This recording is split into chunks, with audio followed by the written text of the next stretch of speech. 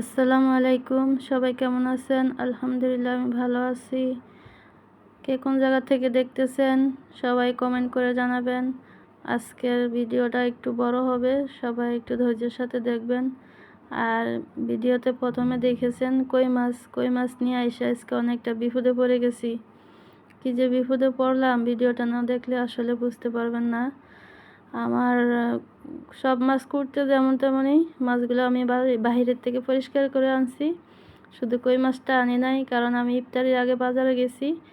ইফতারির সময় হয়ে যাচ্ছে, তাই চলে আসলাম জলদি করে, মাছগুলা কাটার সময় পাইনি। তারপরে বাকিটা বাসায় আনে কাটলাম। কই মাছগুলা রয়ে গেছে। যখন কই মাছগুলা কাটতে যাব তখনই তো আমার অবস্থা খারাপ আর কি। বাকিটা ভিডিওতে আপনারা কিছুটা দেখতে পারবেন। আর আমার বেশিরভাগে আমি নিজে মাছ কাটতে পছন্দ করি। বাজারে মাছ কাটলে একটা বড় কাটে একটা ছোট কাটে, তাই আমার কাছে ভালো লাগে না।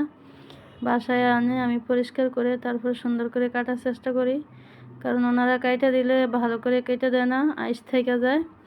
আমি বাজার থেকে পরিষ্কার করে আনি, চামড়াগুলো ফালিয়ে দিই, আইসগুলো ফালিয়ে দিই, কিছুটা পরিষ্কার করে তারপর বাসায় না পিস করি আমি, কারণ ওনারা পিস করলে আমার কাছে ভালো লাগে না।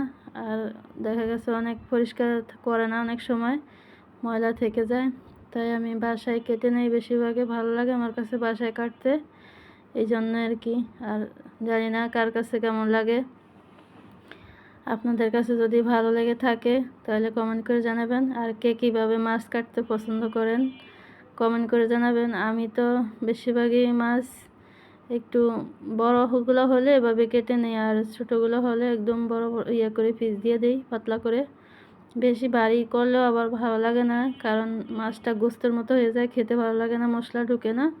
তাই আমি একটু পাতলা করে কাটার চেষ্টা করি। অতটাও পাতলা না, একটা আঙ্গুল ভাজে আমি কেটে নেই, এই আর কি। আর সবাই কেমন আছেন, কে কোন জায়গা থেকে দেখতেছেন আমার ভিডিওটা অবশ্যই কমেন্ট করে জানাবেন। কে কীভাবে মাছ কাটতে পছন্দ করেন। আসলে ছোটোবেলা থেকেই আমার মাছ কাটতে অনেক ভালো লাগে। আমরা যখন ছোট ছিলাম তখন আমার আব্বু অনেক মাছ ধরতো, ভাইয়েরা ধরতো, অনেক মাছ বড় ছোট সব মাছই ধরতো। আমাদের আগে শুটকিও বিক্রি করতো, মাশাল্লাহ এত মাছ ধরতো। এখন তো মাছ নাই কইলেই সারে। বেশিরভাগে আমরা হার যুক্তি করে মাছ কাটতাম, কে কতটুকু মাছ কাটতে পারতো, এই আর কি। আইজে কই মাছগুলো নিয়ে অনেক বিপদে আসছি। বিপদটা হলো কি, আমার বাসায় ছাই ছিল না, ছাই শেষ হয়ে গেছে। আমি জানতাম না যে আমার বাসায় ছাই নাই, তাই আমি কই মাছগুলো আইনা এত বিপদে পড়ছি বলার মতো না। লবণ দিছি, তারপরে এগুলো মরতেছে না। অনেক কষ্টের পরে আমি কাপড় দিয়ে ধরে ধরে এগুলোকে কাটতে হয়েছে, কেচি দিয়ে কাপড় দিয়ে। কি করব, শেষ পর্যন্ত আমি এগুলাকে কাইটা নিছি। আর আমার হাতের অবস্থা একদম বেহাল, কিছু বলার নাই আপনাদেরকে।